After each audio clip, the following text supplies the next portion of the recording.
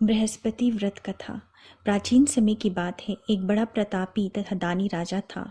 वह प्रत्येक गुरुवार को व्रत रखता और पूजा करता था। यह उसकी रानी को अच्छा नहीं लगता था। न ही वो व्रत रखती और न ही किसी को एक पैसा दान देती। राजा को भी ऐसा करने से मना करती थी। एक समय की बात है कि राजा शिकार खेलने के लिए वन में चले गए। घर पर रानी और दासी अकेली थी। उस समय गुरु बृहस्पति साधु का रूप धारण कर राजा के दरवाजे पे भिक्षा मांगने आए। साधु ने रानी से भिक्षा मांगी तो वह कहने लगी, हे साधु महाराज, मैं इस दान और पुण्य से तंग आ चुकी हूँ। आप कोई ऐसा उपाय बताइए जिससे ये सारा धन नष्ट हो जाए और मैं आराम से रह सकूं। साधु रूपी बृहस्पति देव ने कहा, हे देवी, तुम बड़ी विचित्र हो। संतान और धन के लिए भी कोई दुखी होता है। अगर तुम्हारे पास धन अधिक है तो उसे शुभ कार्यों में लगाओ जिससे तुम्हारे दोनों लोग सुधरे।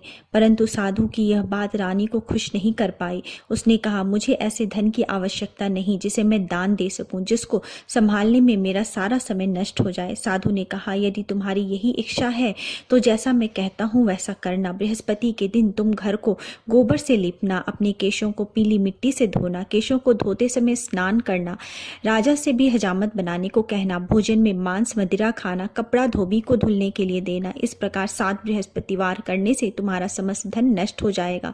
इतना कहकर साधु बने बृहस्पति देव अंतर्ध्यान हो गए। साधु के कहे अनुसार करते हुए अभी रानी को 3 ही बृहस्पतिवार बीते थे कि उसकी समस्त संपत्ति नष्ट हो गई। भोजन के लिए परिवार तरसने लगा। एक दिन राजा रानी से बोले, हे रानी, तुम यहीं रहो, मैं दूसरे देश को जाता हूँ, क्योंकि यहाँ मुझे सभी जानते हैं, इसलिए मैं कोई छोटा काम नहीं कर सकता। ऐसा कहकर राजा परदेश चला गया। वहां वह जंगल से लकड़ी काट कर लाता और शहर में बेचता। इस तरह वह अपना जीवन व्यतीत करने लगा। इधर राजा के बिना रानी और दासी दुखी रहने लगी। एक समय जब रानी और दासी को 7 दिनों तक बिना भोजन के रहना पड़ा, तब रानी ने अपनी दासी से कहा, हे दासी, पास ही के नगर में मेरी बहन रहती है, वह बड़ी धनवान है, तो उसके पास जा और कुछ खाने को ले आ, जिससे हमारा थोड़े दिन तक गुजर बसर हो सके। दासी रानी के बहन के पास गई। उस दिन बृहस्पतिवार था। रानी की बहन उस समय बृहस्पतिवार की कथा सुन रही थी। दासी ने रानी की बहन को अपनी रानी का संदेश दिया, लेकिन रानी की बहन ने उससे कोई उत्तर नहीं दिया। जब रानी की बहन से कोई उत्तर नहीं मिला तो वह बहुत दुखी हुई। उसे क्रोध भी आया। दासी ने वापस आकर रानी को सारी बात सुना डाली। सुनकर रानी ने अपने भाग्य को कोसा। उधर रानी की बहन ने सोचा कि मेरी बहन की दासी आई थी, परंतु मैं उसे कोई उत्तर नहीं दे पाई, उससे वह बहुत दुखी हुई होगी। कथा सुनकर और पूजा समाप्त कर वह अपनी बहन के घर गई और कहने लगी, हे बहन, मैं बृहस्पतिवार का व्रत कर रही थी। तुम्हारी दासी गई थी, परंतु जब तक कथा सुनते हैं तब तक न उठते हैं और न ही बोलते हैं, इसलिए मैं नहीं बोली। कहो दासी क्यों गई थी? रानी बोली, बहन, हमारे घर अनाज नहीं था। ऐसा कहते कहते रानी की आंखें भर आई। उसने दासी समेत भूखे रहने की बात भी अपनी बहन को विस्तार पूर्वक कह सुनाई। रानी की बहन बोली, बहन देखो, बृहस्पति देव भगवान सबकी मनोकामना पूर्ण करते हैं। देखो, शायद तुम्हारे घर में अनाज रखा हो। यह सुनकर दासी घर के अंदर गई तो वहां उसे एक घड़ा अनाज से भरा हुआ मिला। उसे बड़ी हैरानी हुई। उसने एक एक बर्तन देख लिया था। उसने बाहर आकर रानी को बताया। दासी रानी से कहने लगी, हे रानी, जब आपको भोजन नहीं मिलता तो हम व्रत ही करते हैं, इसलिए क्यों न इनसे व्रत की कथा की विधि पूछ ली जाए, हम भी व्रत किया करेंगे। दासी के कहने पर रानी ने अपनी बहन से बृहस्पतिवार की व्रत की कथा की विधि पूछी और उसकी बहन ने बताया, बृहस्पतिवार के व्रत में चने की दाल और मुनक्का से विष्णु भगवान का केले के जड़ में पूजन करें, एक दीपक जलाएं, पीला भोजन करें तथा कथा सुने। इससे गुरु भगवान प्रसन्न होते हैं, मनोकामना पूर्ण करते हैं। व्रत और पूजन की विधि बताकर रानी की बहन अपने घर को लौट आई। रानी और दासी दोनों ने निश्चय किया कि बृहस्पति देव भगवान का पूजन जरूर करेंगे। 7 रोज बाद जब बृहस्पतिवार आया तो उन्होंने व्रत रख घुड़साल से जाकर चना और गुड़ बिन कर लाई तथा उसकी दाल से केले के जड़ तथा विष्णु भगवान का पूजन किया। अब पीला भोजन कहाँ से आए? दोनों बड़ी दुखी हुई, परंतु उन्होंने व्रत किया था, इसलिए बृहस्पति देव भगवान प्रसन्न थे। एक साधारण व्यक्ति के रूप में वे 2 थाल में सुंदर पीला भोजन लेकर आए और दासी को देकर बोले, हे दासी, यह भोजन तुम्हारे लिए और तुम्हारी रानी के लिए है, इससे तुम दोनों ग्रहण करना। दासी भोजन पाकर बहुत प्रसन्न हुई। उसने रानी को सारी बात बताई। उसके बाद वे दोनों प्रत्येक बृहस्पतिवार को गुरु भगवान का व्रत करने और पूजन करने लगी। बृहस्पति भगवान की कृपा से उनके पास धन आ गया। परंतु रानी फिर पहले की तरह आलस्य करने लगी। तब दासी बोली, देखो रानी, तुम पहले भी इस प्रकार आलस्य करती थी। तुम्हें धन रखने में कष्ट होता था, इस कारण सभी धन नष्ट हो गया। अब गुरु भगवान की कृपा से धन मिला है तो फिर तुम्हें आलस्य हो गया है। बड़ी मुसीबतों के बाद हमने यह धन पाया है, इसलिए हमें दान पुण्य करना चाहिए। अब तुम भूखे मनुष्यों को भोजन कराओ, प्याऊ लगवाओ, ब्राह्मणों को दान दो, कुआं, तालाब, बावड़ी आदि का निर्माण कराओ, मंदिर, पाठशाला आदि बनवाओ, कुंवारी कन्याओं का विवाह कराओ, अर्थात धन को शुभ कार्यों में खर्च करो, जिससे तुम्हारे कुल का यश बढ़े तथा स्वर्ग प्राप्त हो और पितर प्रसन्न हो। दासी की बात सुनकर रानी शुभ कार्य करने लगी, उसका यश फैलने लगा। एक दिन रानी और दासी आपस में विचार करने लगी कि न जाने राजा किस दशा में होंगे, उनकी कोई खोज खबर भी नहीं मिली। उन्होंने श्रद्धापूर्वक गुरु बृहस्पति भगवान की प्रार्थना की कि राजा जहाँ कहीं भी हो शीघ्र वापस आ जाएं। उधर राजा परदेश में बहुत दुखी रहने लगा। वह प्रतिदिन जंगल से लकड़ी बिनकर लाता और उसे शहर में बेचकर अपने दुखी जीवन को बड़ी कठिनता से व्यतीत करने लगा। एक दिन दुखी होकर उसने पुरानी बातें याद करने लगा और रोने लगा और उदास हो गया। उस समय राजा के पास बृहस्पति देव साधु का वेश में आकर बोले, हे लकड़हारे, तुम इस सुनसान जंगल में किस चिंता में बैठे हो, मुझे बताओ। यह सुनकर राजा के नेत्रों में जल भर आया। साधु की वंदना कर राजा ने अपनी संपूर्ण कहानी कह सुनाई। महात्मा दयालु होते हैं। वे राजा से बोले, हे राजन, तुम्हारी पत्नी ने बृहस्पति देव के प्रति अपराध किया था, इसी कारण तुम्हारी यह दशा हुई है। अब तुम चिंता मत करो, भगवान तुम्हें पहले से अधिक धन देंगे। देखो, तुम्हारी पत्नी ने बृहस्पतिवार का व्रत प्रारंभ कर दिया है। अब तुम भी बृहस्पतिवार का व्रत करके चने के दाल व गुड़ जल के लोटे में डालकर केले के पेड़ की पूजन करो, फिर कथा सुनो और या कहो, भगवान तुम्हारी सब मनोकामनाओं को पूर्ण कर देंगे। साधु की बात सुनकर राजा बोले, हे प्रभु, लकड़ी बेचकर तो इतना पैसा नहीं बचता जिससे भोजन के उपरांत कुछ बचा सकूं। मैंने रात्रि में अपनी रानी को व्याकुल देखा है। मेरे पास कोई साधन नहीं है जिससे उसका समाचार पा सकूं। फिर मैं कौन सी कहानी कहूं, यह भी मुझको मालूम नहीं। साधु ने कहा, हे राजन, मन में बृहस्पति भगवान के पूजन व्रत का निश्चय करो, वे स्वयं तुम्हारे लिए कोई राह बना देंगे। बृहस्पतिवार के दिन तुम रोजाना की तरह लकड़ियां लेकर शहर जाना। तुम्हें रोज से दुगुना धन मिलेगा, जिससे तुम भली भांति भोजन कर लोगे तथा बृहस्पतिवार की पूजा का सामान भी ला सकोगे। जो तुमने बृहस्पतिवार की कहानी के बारे में पूछा है वह इस प्रकार है। बृहस्पति देव की व्रत कथा। प्राचीन काल में एक बहुत ही निर्धन ब्राह्मण था। उसकी कोई संतान नहीं थी। वह नित्य पूजा पाठ करता था। उसकी स्त्री न स्नान करती थी और न ही किसी देवता का पूजन करती थी। इस कारण ब्राह्मण देवता बहुत दुखी रहते थे। भगवान की कृपा से ब्राह्मण के यहाँ एक कन्या उत्पन्न हुई। कन्या बड़ी होने लगी। प्रातः स्नान करके वह भगवान विष्णु का जप करती थी। बृहस्पतिवार का व्रत भी करने लगी। पूजा पाठ समाप्त कर पाठशाला जाती और अपनी मुट्ठी में जौ भर के ले जाती थी और पाठशाला के मार्ग में डालती जाती। लौटते समय वही जौ स्वर्ण के हो जाते थे और उनको बीनकर वो घर ले आती। एक दिन वह बालिका सूप में सोने के जौ को फटक कर साफ कर रही थी। तभी उसकी माँ ने देख लिया और कहा कि हे बेटी, सोने के जौ को फटकने के लिए सोने का सूप होना चाहिए। दूसरे दिन गुरुवार था। कन्या ने व्रत रखा और बृहस्पति देव से सोने के सूप देने की प्रार्थना की।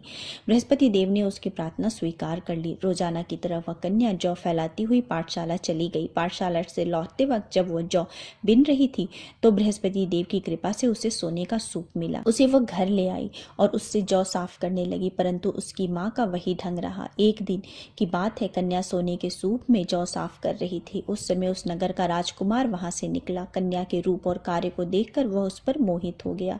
राजमहल में आकर वह भोजन तथा जल त्याग कर उदास होकर लेट गया। राजा को जब राजकुमार द्वारा अन्य जल त्यागने का समाचार ज्ञात हुआ तो वे मंत्रियों के साथ अपने पुत्र के पास आ पहुंचे और कारण पूछने लगे। राजकुमार ने राजा को उस लड़की के घर का पता भी बता दिया।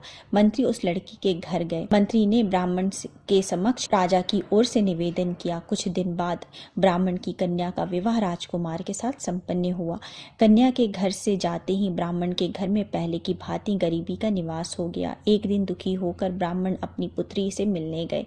बेटी ने पिता की अवस्था को देखा और अपनी माँ का हाल पूछा। ब्राह्मण ने सभी हाल विस्तार पूर्वक सुनाया। कन्या ने बहुत सा धन देकर अपने पिता को विदा कर दिया, लेकिन कुछ दिन के बाद वही हाल हो गया। ब्राह्मण फिर अपनी कन्या के यहाँ गए और सभी हाल अपनी पुत्री को कह सुनाया। पुत्री बोली, हे पिताजी, आप माता जी को यहाँ लिवा लाओ, मैं उन्हें वह विधि बता दूंगी जिससे गरीबी दूर हो जाएगी। ब्राह्मण देवता अपनी स्त्री को साथ लेकर अपनी पुत्री के पास राजमहल में पहुंचे तो पुत्री ने अपनी माँ को बहुत समझाया। वो बोली, हे माँ, तुम प्रातःकाल स्नान आदि करके विष्णु भगवान का पूजन करो तो सब दरिद्रता दूर हो जाएगी। परंतु उसकी माँ ने उसकी एक भी बात नहीं मानी। वह प्रातःकाल उठकर अपनी पुत्री की बची जूठन खा लेती थी। एक दिन उसकी पुत्री को बहुत गुस्सा आया। उसने अपनी माँ को एक कोठरी में बंद कर दिया। प्रातः उसे स्नान आदि करा के पूजा पाठ करवाया तो उससे उसकी माँ की बुद्धि ठीक हो गई। इसके बाद वह नियम से पूजा पाठ करने लगी और प्रत्येक बृहस्पतिवार को व्रत भी करने लगी। इस व्रत के प्रभाव से मृत्यु के बाद वह स्वर्ग को प्राप्त हुई। वह ब्राह्मण देवता भी सुखपूर्वक इस लोक का सुख भोग करके स्वर्ग को प्राप्त हुए। इस तरह कहानी कहकर साधु बने देवता वहां से लोप हो गए। धीरे धीरे समय व्यतीत होने पर फिर बृहस्पतिवार का दिन आया। राजा जंगल से लकड़ी काट कर शहर में बेचने गया। उसे उस दिन और दिनों से अधिक धन मिला। राजा ने चना गुड़ आदि लाकर बृहस्पतिवार का व्रत किया। उस दिन से उसके सभी कलेश दूर हो गए। परंतु जब अगले गुरुवार का दिन आया तो राजा बृहस्पतिवार का व्रत करना भूल गया। इस कारण बृहस्पति भगवान नाराज हो गए। उस दिन उस नगर के राजा ने विशाल यज्ञ का आयोजन किया था तथा उसके समस्त राज्य में घोषणा करवा दी थी कि सभी मेरे घर भोजन करने आवे, किसी के घर चूल्हा ना जले। इस आज्ञा को जो न मानेगा उसको फांसी दे दी जाएगी। राजा की आज्ञा अनुसार राज्य के सभी लोग राजा के घर भोजन में सम्मिलित होने के लिए चले गए, लेकिन लकड़हारा कुछ देर से पहुंचा, इसलिए राजा उसको अपने साथ महल ले गए। जब राजा लकड़हारे को भोजन करा रहे थे तो रानी की दृष्टि उस खूंटी पर पड़ी जहां पर उसका हार लटका हुआ था। उसे हार खूंटी पर लटका हुआ दिखाई नहीं दिया। रानी को निश्चय हो गया कि मेरा यह हार लकड़हारे ने चुराया है। उसी समय सैनिक बुलवाकर उसको जेल में डलवा दिया। लकड़हारा जेल में विचार करने लगा कि न जाने कौन से पूर्व जन्म के कर्म से मुझे यह दुख प्राप्त हुआ है, और जंगल में मिले साधु को याद करने लगा। तत्काल बृहस्पति देव साधु के रूप में प्रकट हो गए और कहने लगे, अरे मूर्ख, तूने बृहस्पति देवता की कथा नहीं की, इसी कारण तुझे यह दुख प्राप्त हुआ है। अब चिंता मत कर, बृहस्पतिवार के दिन जेल खाने के दरवाजे पर तुझे 4 पैसे पड़े मिलेंगे। उससे तू बृहस्पतिवार की पूजा करना, तेरे सभी कष्ट दूर हो जाएंगे। अगले बृहस्पतिवार को उसे जेल के दरवाजे पर 4 पैसे पड़े मिले। राजा ने पूजा का सामान मंगवा कर कथा कही और प्रसाद बांटा। उसी रात्रि में बृहस्पति देव ने उस नगर के राजा को स्वप्न में कहा, हे राजा, तूने जिसे जेल में बंद किया है उसे कल छोड़ देना, वह निर्दोष है। राजा प्रातःकाल उठा और खूंटी पर हार टंगा देखकर लकड़हारे को बुलाकर क्षमा मांगी तथा राजा के योग्य सुंदर वस्त्र आभूषण भेंट कर उसे विदा किया। गुरुदेव की आज्ञा अनुसार राजा अपने नगर को चला गया। राजा जब नगर के निकट पहुंचा तो उसे बड़ा ही आश्चर्य हुआ। नगर में पहले से अधिक बाग, तालाब और कुएं तथा बहुत सी धर्मशालाएं, मंदिर आदि बने हुए थे। राजा ने पूछा कि यह किसका बाग और धर्मशाला है। तब नगर के सब लोग कहने लगे, यह सब रानी और दासी द्वारा बनवाया गया है। राजा को आश्चर्य हुआ और गुस्सा भी आया कि उसकी अनुपस्थिति में रानी के पास इतना धन कहाँ से आया।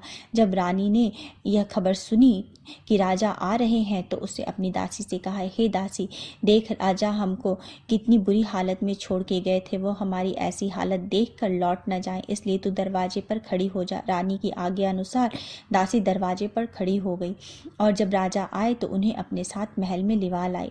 तब राजा ने क्रोध करके अपनी तलवार निकाली और पूछने लगा, बताओ यह धन तुम्हें कहाँ से प्राप्त हुआ। तब रानी ने सारी कथा कह सुनाई। राजा ने निश्चय किया कि मैं रोजाना दिन में 3 बार कहानी कहा करूंगा और व्रत किया करूंगा। अब हर समय राजा के दुपट्टे में चने की दाल बंधी रहती थी और दिन में 3 बार कथा किया करते थे। एक रोज राजा ने विचार किया कि चलो अपनी बहन के यहाँ हो आओ। इस तरह का निश्चय कर राजा घोड़े पर सवार हो अपनी बहन के यहाँ चल दिए। मार्ग में उन्होंने देखा कि कुछ आदमी एक मुर्दे को लिए जा रहे हैं। उन्हें रोककर राजा कहने लगा, अरे भाइयों, मेरी बृहस्पतिवार की कथा सुन लो। वे बोले, लो, हमारा तो एक आदमी मर गया है, इसको अपनी कथा की पड़ी है। परंतु कुछ आदमी बोले, अच्छा कहो, हम तुम्हारी कथा भी सुनेंगे। राजा ने दाल निकाली और कथा कहनी शुरू कर दी। जब कथा आधी हुई थी तो मुर्दा हिलने लगा और जब कथा समाप्त हुई तो राम राम करके मुर्दा उठकर खड़ा हो गया। राजा आगे बढ़ा। उसे चलते चलते शाम हो गई। आगे मार्ग में उसे एक किसान खेत में हल चलाता मिला। राजा ने उससे कथा सुनने का आग्रह किया, लेकिन लेकिन वो नहीं माना। राजा आगे चल दिया। राजा के हटते ही बैल पछाड़ खाकर गिर गए तथा किसान के पेट में बहुत जोर से दर्द होने लगा। उसी समय किसान की माँ रोटी लेकर आई। उसने यह सब देखा तो अपने पुत्र से सब हाल पूछा। बेटे ने सभी हाल कह बताया। बुढ़िया दौड़े दौड़े उस घुड़सवार के पास पहुंची और उससे बोली, मैं तेरी कथा सुनूंगी, तू अपनी कथा मेरे खेत में चलकर कहना। राजा ने लौटकर बुढ़िया के खेत में जाकर कथा कही, जिससे सुनते ही बैल खड़े हो गए तथा किसान के पेट का दर्द भी बंद हो गया। राजा अपनी बहन के घर पहुंचा। बहन ने भाई की खूब मेहमानदारी की। दूसरे रोज प्रातःकाल राजा जागा तो वह देखने लगा कि सब लोग भोजन कर रहे हैं। राजा ने अपनी बहन से जब पूछा, कोई ऐसा मनुष्य है जिसे भोजन नहीं किया हो तो मेरे बृहस्पति भगवान की कथा सुन ले। बहन बोली, हे भैया, यह देश ऐसा ही है, यहाँ सब लोग पहले भोजन करते हैं, बाद में कोई अन्य काम करते हैं। फिर वह एक कुम्हार के घर गई जिसका लड़का बीमार था। उससे मालूम हुआ कि उसके यहाँ 3 दिन से किसी ने भी भोजन नहीं किया है। रानी ने अपने भाई की कथा सुनने के लिए कुम्हार को कहा। वह तैयार हो गया। राजा ने जाकर बृहस्पतिवार की कथा कही, जिससे सुनकर उसका लड़का ठीक हो गया। अब तो राजा की प्रशंसा होने लगी। एक दिन राजा ने अपनी बहन से कहा, हे बहन, मैं अब अपने घर को जाऊंगा, तुम भी तैयार हो जाओ। राजा की बहन ने अपनी सास से अपने भाई के घर जाने की आज्ञा मांगी। सास बोली, हाँ चली जा, मगर अपने लड़के को मत ले जाना, क्योंकि तेरा भाई के कोई संतान नहीं है। बहन ने अपने भाई से कहा, हे भैया, मैं तो चलूंगी, परंतु बालक नहीं जाएगा। अपने बहन को भी छोड़कर दुखी मन से राजा अपने नगर को वापस लौट आया। राजा ने अपनी रानी से सारी कथा कह सुनाई। बिना भोजन किए वह शैया पर लेट गया। रानी बोली, हे प्रभु, बृहस्पति देव ने हमें सब कुछ दिया है, वे हमें संतान भी अवश्य देंगे। उसी रात बृहस्पति देव ने राजा को स्वप्न में कहा, हे राजा, उठ, सभी सोच त्याग दे, तेरी रानी गर्भवती है। राजा ने यह जानकर बड़ी खुशी हुई। 9वें महीने रानी के गर्भ से एक सुंदर पुत्र पैदा हुआ। तब राजा ने बोला, हे रानी, स्त्री बिना भोजन के रह सकती है, परंतु बिना कहे नहीं रह सकती। जब मेरी बहन आए तो तुम उससे कुछ मत कहना। रानी ने हाँ कर दी।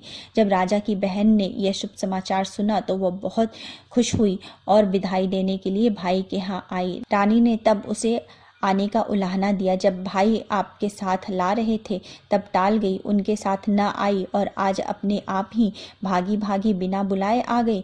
तो राजा की बहन बोली, भाई, मैं इस प्रकार न कहती तो तुम्हारे घर औलाद कैसे होती। बृहस्पति देव सभी कामनाओं को पूर्ण करते हैं। जो सद्भावना पूर्वक बृहस्पतिवार का व्रत करता है एवं कथा पढ़ता है तथा सुनता है और दूसरों को सुनाता है, बृहस्पति देव उसकी सभी मनोकामनाओं को पूर्ण करते हैं, उसकी सदैव रक्षा करते हैं। जो संसार में सद्भावना से गुरुदेव का पूजन करते हैं एवं व्रत सच्चे हृदय से करते हैं, उनकी सभी मनोकामनाएं वैसे ही पूर्ण होती है।